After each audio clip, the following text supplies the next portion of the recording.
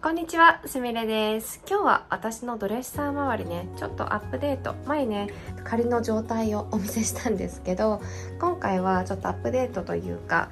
だいたい整ったのでお見せしようかなって思います。じゃあ、早速。まず、テーブルの左側には私はね、ちょっと本を3冊、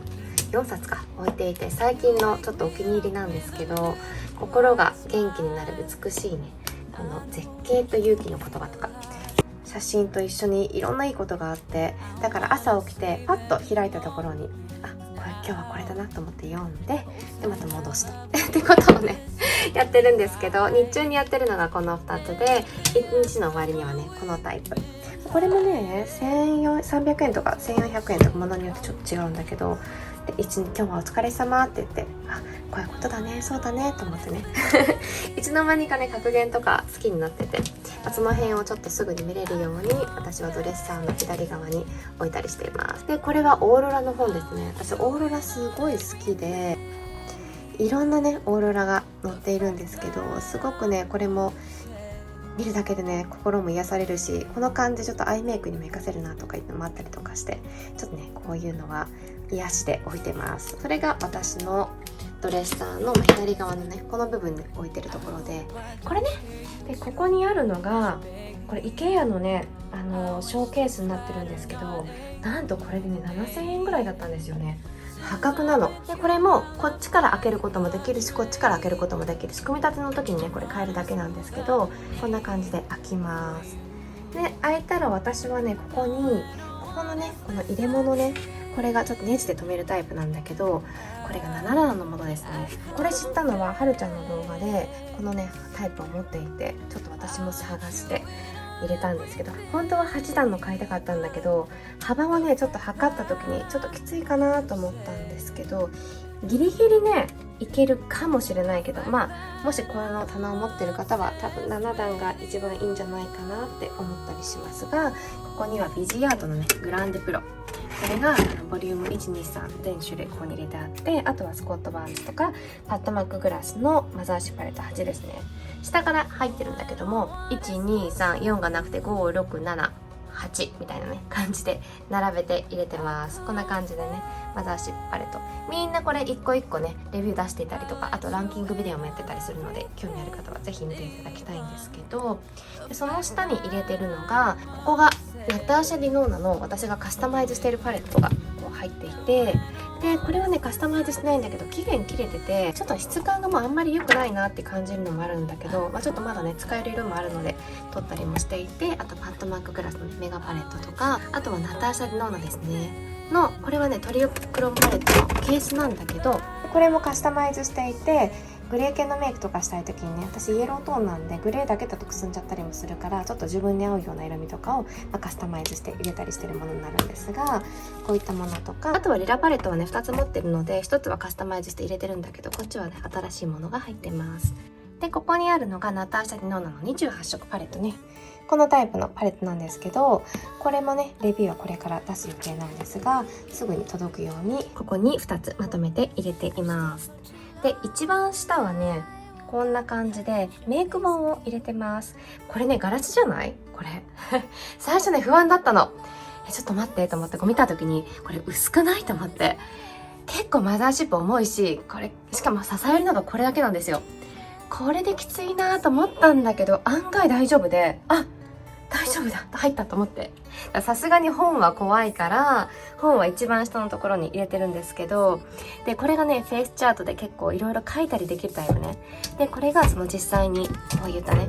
ものになってるんですけど、自分でここに色をつけてたりできると思うんだけど、まだ開けてなくて必ずやろうとは思ってるんだけど、まだねちょっと開けたりはしていないんですけど、ケビン・アクウェイのね本だったりとか、いくつかねいろんな本があったりします。でこの中でね、これはねスコット・バーンズの本なんだけど、本当にこのメイクの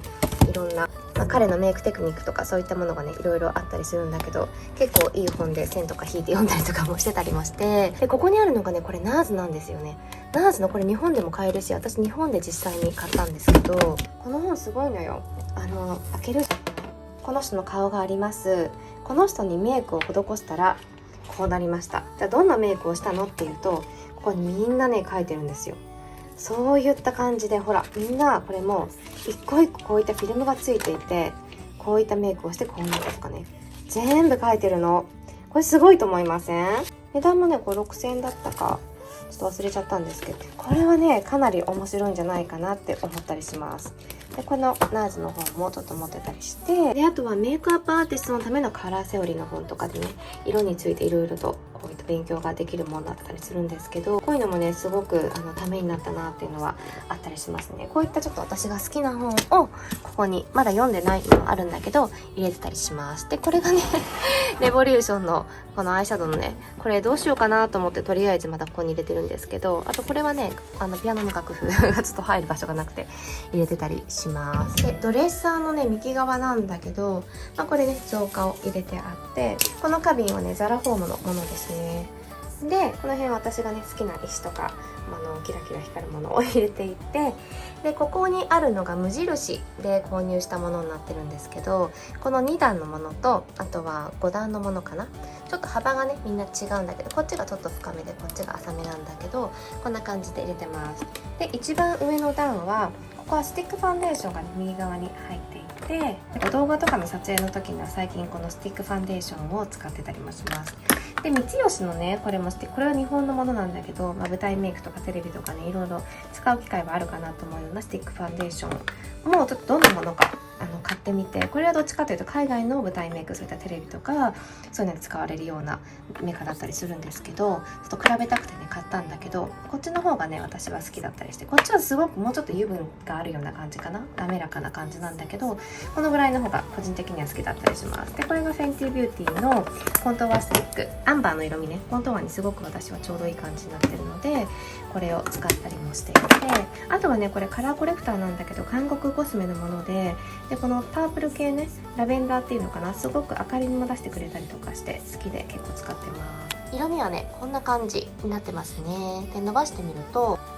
こんな感じで伸ばしてみると見えるんですけども、結構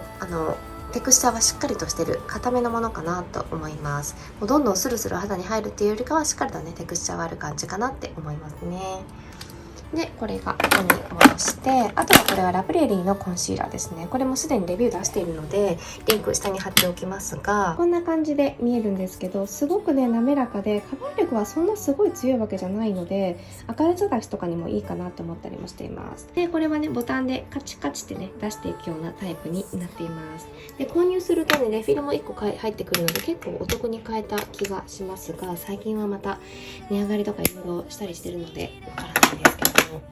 でこれがね韓国コスメのもので、単音クリームで明るさをね出してくれるクリームなんですよね。でこれは私がレビューをね上げるためにいただいたものなんですけど、アットコスメとリップスにちょっとねこれからレビューを上げようかなと思ってるんですけど、すごくねこの色が明るくなるんですよね。 YouTube でもね別途これレビュー作ろうかなと思ってたりするんですけど、今ちょっと簡単にお見せしますね。こんな感じのねクリームなんだけど、広げると自然な感じでね肌が明るくなるんですよ。でこれ結構明るくなるんで本当に部分使いがいいかなと思ってるんだけど、使い方によってはこれに、あとはお粉でファンデーション使わなくてもね綺麗な感じになったりするんだけど、これ色白の人すごくね美白好きな方はかなり好きなんじゃないかなと思うので、またレビューでちょっとあげますね。であとはちょっとしたプライマーとかここに入れてます。でこの下なんだけども、ここには毛抜きとか、あとはねハサミとかね、でここに綿棒とかちょっとしたねこういったブラシなども入れていたりします。でこれがねメイクアップリムーバー100円ショップのこのペンシルタイプのものなんだけど、これ結構ねカットクリースの時とか部分的にちょっとメイクを落としたい時とかもすごい使えてこれ結構重宝してます。なのでこれ使う時に綿棒とセットで使うので、この辺ね一緒に置いたりしています。でねこの無印のねこのケースなんですけど、100円ショップの3段で200円のやつ使ってたんですよ。新しく3つ買い直したりとかしたんだけど、やっぱ幅が広いのがいいなと思って無印にしたんですけど、ここがねこの感じがちょっとね下手するとキッキって言うかなっていう感じなんですよね。だから100円ショップのほんとスルスルって言ったんで、その感じに慣れてたからちょっとねこの辺がっていう感じだったんだけど、しっかりとしたアクリルだからその分ねそんな感じになってると思うんですけどちょっとそれがね感想です。でここに入ってるのが、これはね私が24歳の時に誕生日に買ったやつ、これは14年前ですねに買った。でもすごい状態いいでしょ。全然そんな使ってないんだけど、これ基本的に多分顔に使うやつだと思うんですけど、私はね結構首のところをこうくるくるするので、肩こりとかあったりするから首で結構使ってます。でこれリファなんですけど、機内販売で買ったんですね。フライト乗っていて結構むくんだりとかがねあるから、でこれはマッサージっていうよりかはこのリンパの流れを出すっていうやつだったので、それが珍しいと思って購入したんですけど、でこれはね私が結構コロナのワクチン打って股関節のところがすごいこの血液の流れ滞った感じがして凝った時があったんですよね。その時にねそこにこうコロコロしてあげるとすごい気持ちよくて、すっごいその時使いました。それが多分ね一番使ったんじゃないかなっていうのが、これで本当に気持ちよかったから、血行の流れとか良くするのはいいんじゃないかなと思って。ちなみにこれはねラプレリーのファンデーションの奥ラインなんですけど、あんま使ってなかったからこれにとりあえず入れてます。でこの辺はちょっと薬系で抗生物質とかが入ったようなちょっと可能止め、ちょっと切ったりとかしちゃった時につけるようなお薬で、この2つは私のスキンケアでたまに使うやつなんですけど、私昔ねスキンケアの紹介ビデオ軽く撮ったことあったんだけども消しちゃって、そうまたアップデートで撮ってもいいんだけど需要があれば。とりあえずこれは、トレチノインっていうものと、あとはハイドロキノンですね。このトレチノインっていうのはビタミン A の誘導体だったりするんですけど、これを使うことで肌のねターンオーバーをすごく促してくれて、かなりのスピードでターンオーバーしてくれるんですね。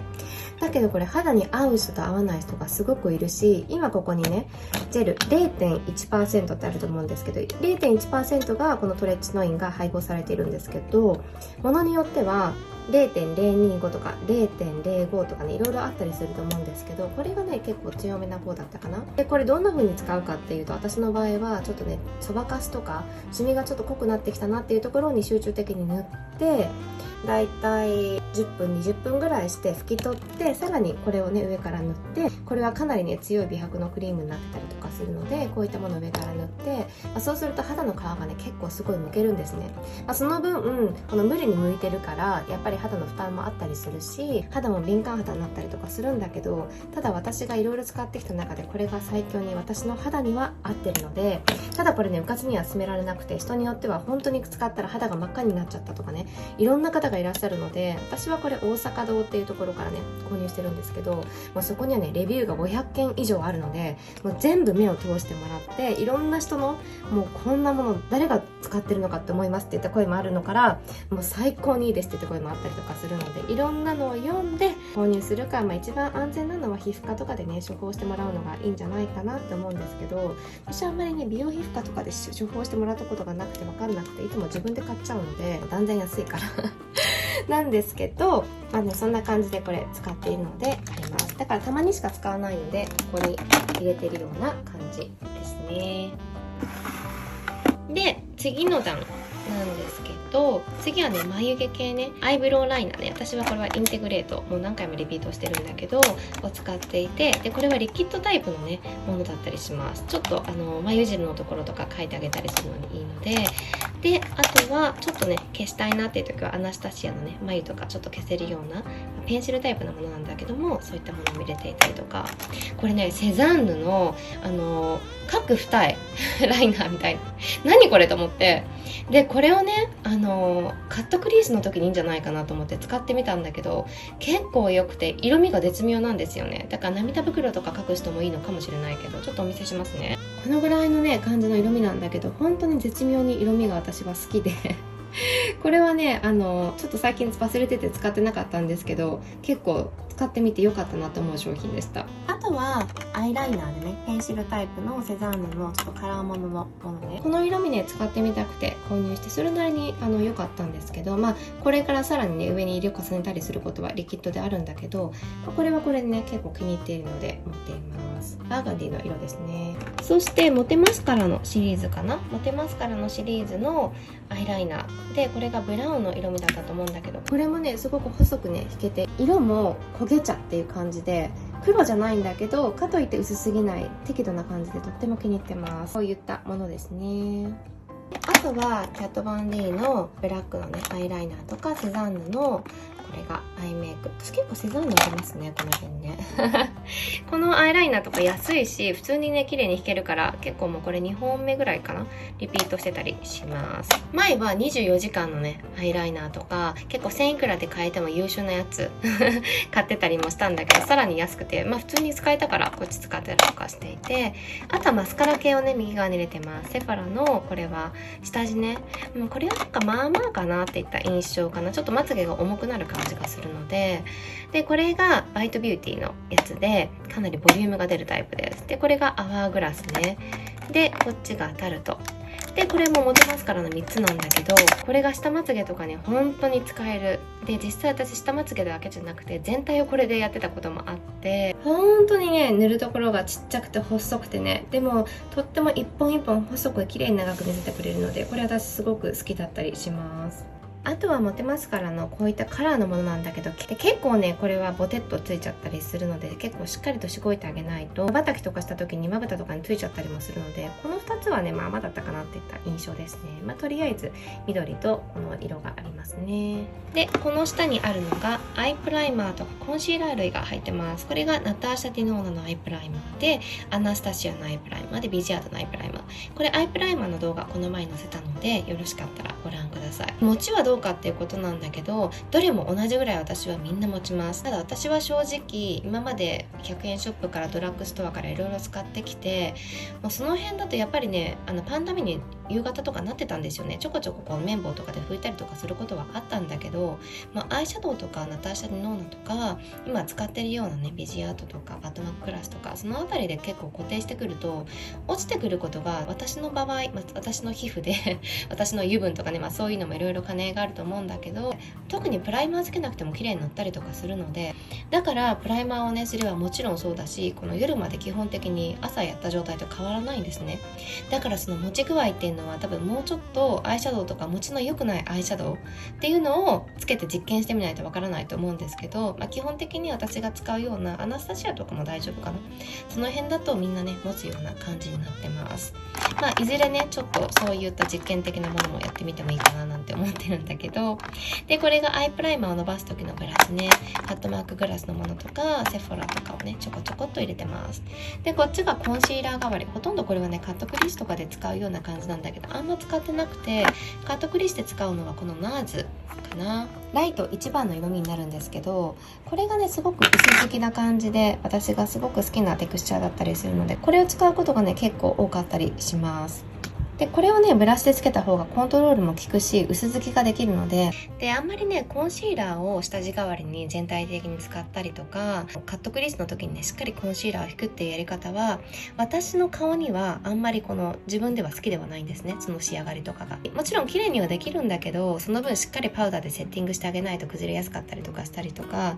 なんかねちょっと重い感じに個人的になったりするので、それだったらこういったさっきお見せしたねこのタイプでブラシで薄くねつけてあげたりとかするのが好きだったりします。でこの次に入っているもの、これがね結構グリッターとか、ここにあるのグリッターのライナーですね。まとめて買ってるものなんだけど、全部で1500円しなかったかな。だから100円ショップよりちょっと高いみたいな感じなんだけど、これ中国製のものだから気にされる方はね成分何入ってるかわからないっていうのもあったりするし、なるべくこういうのは買わない方がいいかなと思うんですけど、私もちょっと試しにねもっとグリッターが大きいのもあったんだけど、それはね目に入ったりしたら困るので、本当にちっちゃい細かいグリッターのもので買ってみたんですけど、すごくね私の場合は合っていて、特にこの目に入ることもなかったりしたし、落ちたりとかもねそんななくて、これは意外に優秀で私は使ってたりするんですが、ただ人によってはねもしかしたら肌がかぶれたりとかあるかもしれないので、本当くれぐれも気をつけて購入する時にはもう本当に自分が納得した上でいろんなそのレビューとかを見て、結構レビューもね海外の Amazon とかでもこれすごい売ってて1000件以上レビューがあったりとかするので、そういうのね結構レビューを参考にされてもいいかなと思うんですけど、私はアリエクスプレスから買ったんだけど、カスタマーサービスとかもいまいちだなと思う面もあったりして、あんまり最近買わないんだけど、売り手がねいい人にやってるとすごく良かったりするんですけど、あとはこれがトゥーフェイスのねグリッターグルーですね。結構かなり粘着力があるものだったりするので、こういったものとか、あとはここにあるのがディオクロームね。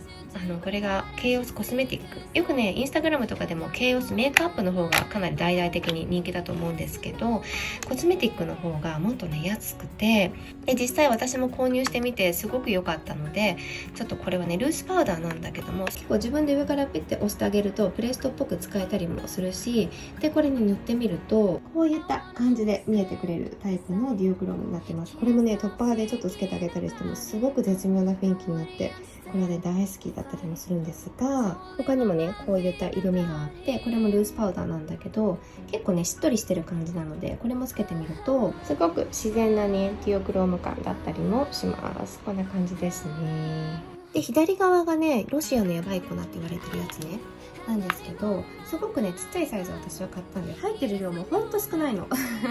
かなりこれはねサラサラっとしているので、ちょっとつける時にねリキッド、例えば私が持ってるのがミキシングミディアムっていうのがあって、これとねパウダー系とか混ぜてあげるとウォータープルーフになってあげたりとかするし、本当に落ちなかったりするんですけど、他にもねいろんなブランドでこういったもの出てるんですけど、そういうの使ってあげたりとかしてつけると綺麗にいくかなと思うんだけど、ちょっとねどんな感じかお見せするとこんな感じですね。ここに載せたんですけど、こんな感じでねキラキラ輝きは強いかなと思います。すごくねこれも綺麗な色だなって思うんですけど、こういったものですねも入ってたりします。なのでこの辺をちょっとねここにまとめて入れてるような感じです。で最後が私のグロス類ですね。これが全部これしか持ってないんですけど、もうかなり持ってる方からしたらびっくりしちゃうかなと思うんですけど、2つしかないのこれも。本当に必要最小限っていう感じで、この辺りはセットで買ったりとかしたから量がちょこちょこっとあったりはするんだけど、こんな感じでここに入れています。このほらキュキュッと音分かりました今。このねキュキュっていうのが私あんま好きじゃないんですよねね、ちょっとキュキュっていう音ね。そう、あとはねこの横に入れてるのが私がよく使っている化粧水、これが CNP ラボラティのものなんですけど、あとはこれのタイプのプロポリスね、美容液みたいなタイプかな。この2つをよく使っていて、でちょっとしたここに入ってるのが、これがディオールのバックステージのプライマーのサンプルだったかな。ちっちゃいタイプのものと、あとはジョージオ・アルマーニのファンデーションね、ルミネスシルクファンデーション。前これ現物持ってて4番だったかな持ってたんですけど、これサンプルでねポイントで買ったんだったかな。で9で結構濃いんだけど、結構シェーディングとかにいい感じで使えるので使ってたりもします。でこれがねジョージオ・アルマーニのリキッドタイプのハイライトのタイプで、これもたまにちょっとハイライトの下地代わりじゃないけどね使ったりもしているので、ここに入れてます。でここには私がよく使うリップクリームね、ケアセラのものなんですけど、ロート製薬のこれを入れていたりとか、これがプロミクシングミディアムでアイシャドウとかちょっと簡単にウォータープルーフにしたりとかしっかりつけるようなものもあったりするので、この辺とねこの辺りを一緒に使うこともあったりするのと、あとがねこれがシカプラスバルムって言って、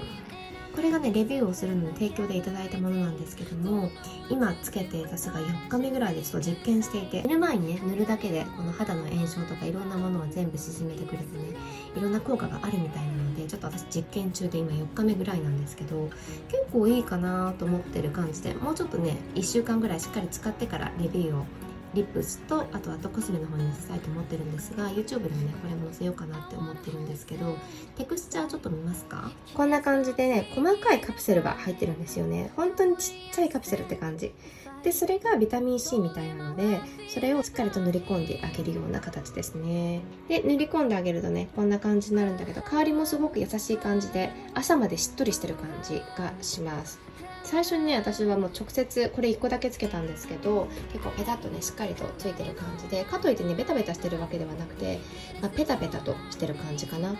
で基本的にはこれは化粧水の上からやるみたいだったので、この CNP ラボラティの上から、今はね2日目からはこれを上から乗せて様子を見てるような感じなんですけど、また皆さんにご報告しますねっていうのが、この右側にあるやつですね。でこれはちょっと首とかにつけたりするクリームで、ザセムのものなんですけども、これがいろんな5つの機能がね1つにまとまっているオールインワンタイプのものなので、これを使ったりたまにしています。でその下に入ってるのが、これがねほとんどめったに使ってないんだけど、アイパッチアイパッチこれ500円ぐらいで買えたやつなんだけど、これアイメイクする時とかにちょっと下にね貼ってあげたりすることもあるので、ちょっとこの辺は簡単取れるように出してるような感じになります。これがねこの右側にあったところね。であとはこのねドレッサーなんですけど、これはね IKEA のものです。でここに入ってるこれが最初ねもうちょっと白のゴムだったんだけど、自分で Amazon か何かで見つけて買い直してこれ付け替えました。付け替えて同じ感じのゴールドに合わせた感じにしていますが、じゃあこの引き出し何が入ってるかっていうと、こんな感じで基本的にここがハイライト、そしてブロンザー系とチーク系で、あとはフィニッシングパウダーとかセッティングパウダーみたいなものをまとめて、ここにね入れています。そして右側ね、ここがね結構大きいね深い引き出しなんですよ。このぐらい結構深い引き出しだからブラシをここに入れることにしました。私今まで左側のね棚にブラシ入れてたんだけど、これだったら上から見ても一目瞭然なので、ここに入ってるものとかは、ね、私結構ブラシの用途ごとにこのコップで全部これ100円ショップです。100円ショップのねこの辺のブラシに分けて入れてるんだけど、セリアとかでね売ってるものなんだけど、もうこれとかだったらアイメイクだけ、ね、ブラシが入ってたりとかするので、取り出しもできるし、普通にこっからこれとかね、もう上から見るとどのブラシか自分の中ではみんなわかるので、すごく使いやすくはなったかなっていった気はします。でここにブラシ類と、こっちにあるのがねファンデーションブラシっていうのは、ここにファンデーションを入れてるので、ちょっとファンデーションブラシを入れたりもしています。でこれがメイク落としだったりとか、こっちが下地とか日焼け止めとかねの感じを入れています。こんな感じですね。で次は右側にあるものなんだけど、これはね前回もお見せしたものなんですけど、ちょっと中身が変わったりしたのでお見せしますね。ちなみにこのトップにあるのはね月のムーンライトです。でこれが届いた時にこれにねくるまって入ってたんだけど、ちゃんと木の台があるんだけど、木よりね私なんか白が良かったからとりあえずちょっとこれで座布団みたいな感じで引いてるんですけど、これが何もない状態ね。でタッチするとこのオレンジの光だったりとか、あとは白い光になったりするんですけど、ちょっとね今日常のライトだと分かりにくいかもしれないんですけど、なので使う時にちょっとこれもつけて明るくしたりもしてみます。でここに入っているものね、上はねスコット・バーンズのパレットをちょっとまとめてここに入れておきました。ハイライトパレットね、この辺もレビューこれからみんな上げてくるんですけど、いろいろねあるタイプのものだったりとか、本当はパレットね、スコット・バーンズっていうのはジェニファー・ロペスのねメイクアップアーティストの方なんですけど、こういったコントロールのいろんなタイプのものだったりとか、チークのパレットね、これも結構派手な色と思うんですけど、すごく綺麗についてくれるので、これもねとっても好きで、スコットさんのちょっとまとめてスコットのパレットをここに並べましたで次がこれからレビューしようと思っているパレットたちがまだここにねいろいろ入ってるんですけど、これもウェインゴスのねパレットだったりとか、この辺ビジアードだったりとか、タルト、これ同じものだったりするんですけど、一つねいただいたものだったりとかして、であとはねこれねちょっと先に言っちゃおうかな。このスカイウォーカーってカレードスのやつなんですけど、これ私ねハイライトとして使ってなくてアイシャドウとして使ってるんですよ。見た瞬間にこれ絶対アイシャドウのあれ代用できるんじゃないと思って、これ何かっていうと、この色とね言っちゃうよ、これとパッドマックグラスのマザーシップパレット1に入っている特別シェードがすごい似てるなと思って、それを試してみたくて買ったんですよ。よかった。なのでちょっとこれレビュー待っててくださいねそんな感じでここに入れていって、あとはここはアナスタシアのパレット。アナスタシアはほんと昔大好きで、このモダンルネサンスなんて唯一私がパレットの中で底見えがあるっていう超レアなパレットです。って言ってもね、底見えをしっかりする人にとってはこんなん序の口かもしれないんですけど、私がね底見えするまで使うっていうのは本当にレアで、昔これが大好きで、このパレットとよく一緒に使ったのがスティラのグリッターのラメのねそのジェルタイプのものがあったと思うんですけど、それが大好きで一緒に使ってたんですけど、結構でもねラメとかがポロポロ落ちたりするので、みんな今はスティラはもう持ってないんですけど、これはね本当に思い出がある。もうこれを確かこのね赤系の引き付け役で、もうその年だったか、もうどのブランドもみんな赤系のばっかり出してて、本当にこれがかなり大ヒットしたのを覚えているんですが、好きでよく使ってました。本当でソフトグラムとねこの2つはまだレビューしてないからこれから出そうかなとも思ってるんだけど、ただソフトグラムはこれとパッドマックグラスのマザーシップパレット7似てるっていうね声をいただいて、ちょっと全部装置で比べたものを出しているので、よかったらそちらもご覧になってみてください。あとはタテビューティーとか、これもアナスタシアとアムリージのコラボレーションね、これもすでに出してるんだけど、これ私意外にねすごい好きなのよ、このパレット色のね配色がすごく良くて、もう日常使いからパーティーまで全てにおいて使えるパレットっていうのをアムリージがね作ってみたかったっていうことで作ったものがね、本当に確かに日常使いからちょっとパーティー系までみんないけるなっていう感じで、これはねパレットがあんま好きじゃないんだよね、このザラザラしててキラキラしてる感じのバービーな感じ、これが大好きな人いると思うんですけど、私はもっとシンプルな方が好きだから、それがねちょっと残念だったんだけど、でもそれ以外はすっごく好きで、この中には目周りにね本来あんまり使われてはいけないようなピグメントが入ってたりするので、それはプレストピグメントとしてね別に記載があったりするんですが、まぶたのコンディションがいい時とかはねちょっと使うぐらいだったら大丈夫だったりするので、そういうのは自分で気をつけながらちょっと使ったりもしています。そういったねプレストピグメント記載のものとかね、目周りに使ってはいけないものっていうのは別の動画で上げていますので、ちょっとそれリンクも貼っておくので、興味がある方いらっしゃったらご覧になってみてください。でこれがねロシアのやばい粉のやつで、パレットミニパレットね、もう売ってないので、レビューしようと思ってたんだけど売ってないからいいやと思ったんですけど、ちょっとお見せしますね。こんな感じになるんです。ディオクロームがねこのシルバー系の2つ入ってるんだけど、すごいねガラスは綺麗で好きで、実はこのパレット大好きなんですよね。こんなにちっちゃいのになんて優秀なんだろうと思ってかなり気に入っていたりします。なのでこのタイプまたあったらね購入したいなと思ってるんですけど、結構こんだけねコンタクトレンズみたいなサイズなんだけどすぐに使い切るわけでもないので、こんな薄くてねこんなちっちゃくてポーチに入れてもいいし、で色のね発色とか出方もすごく綺麗なディオクロームとかね、パープルとシルバーのディオクロームとかすごくね私は好きなので、好きな方がいらっしゃったらねこんな感じで、私は1つ買いましたが大正解でした。で次の段がちょっとここはね断捨離しようかなと思ってるもので、この2つはミラーニなんですけど、これすっごくいいんですよ。本当にいいのよくて、しかもこれだとルミノッソって言って一番大ヒットした色、もう肌に本当に溶け込んですごくいいってことで、私もこれを買いに薬局にはるばる出かけて買ったりとかしたんですけど、本当よくて、でこのピンクとかもねこんな濃いんだけど肌にすっごくじゅわーっとね少しずつ入ってくれる感じですごい綺麗なんですよ。なんで断捨離かっていうと、ここにね入んなかったの入んなくて、もうこれだけ持ってるからちょっと手放そうかなと思うんだけど、いいから好きなんですよみんな。だからでもどうしようと思って、だけど断捨離って少しでも迷ったら手放せっていうのがあるじゃないですか。だからしかもいい状態だからね、誰かに気に入って使ってもらえたらいいし、ラクマに出そうかなってちょっと思ってたりもするようなとこなんですけど、でこれとかもね韓国コスメのコントガなんだけど、これはね色味とっても良くて、これはいい色味だと思って、しかも自分で混ぜて調整ができるからこれ買ったんですけど、日本のナチュラルメイクとかする方は本当にこれ綺麗な感じで使えると思います。発色はすごいいいわけではないんだけど、逆にこの少しずつね重ねていくって使い方には適しているし、色味がとってもいいです。日本のドラッグストアとかでもコントワーシェードいいのあるかなと思って前ね見に行ったことがあったんだけど、みんななんか惜しいんですよね。ちょっとクールトーンすぎたりとかグレーすぎたりとか、あとはちょっとこれ赤みが強いなっていうのもあったりとかで、これは本当にねすごくいい色味が最高だなっていうのがあったりして、だからこれもね日常メイクで結構使おうと思ったりもしたんだけど、使ってるんですけど、でも手放そうかなっていう迷ってるところで、多分この辺ラクマン出すかなとは思うんですけど、色ちょっと見せますね。このね4色にそれぞれなるんですけど、本当にねいい色の出方をするんですよね。だからこれ好きな人すごくいると思うし、一番ね右に載せたのが4色を全部混ぜてちょっと混ぜたものだったりもするんですけど、ちょっとこれだと分かりにくいかもしれないんだけど、色味はねとにかくもうほんといいですよ。でこれもねバターブロンザーもすっごい好きで、結構落としちゃったりしたこともあって割れたりしてるのもあるんだけど、結構ねこれは使いましたね。これは本当に好きで、だからもうこれはもう手放すとしたらそのままありがとうで処分でラクマには出せないですが、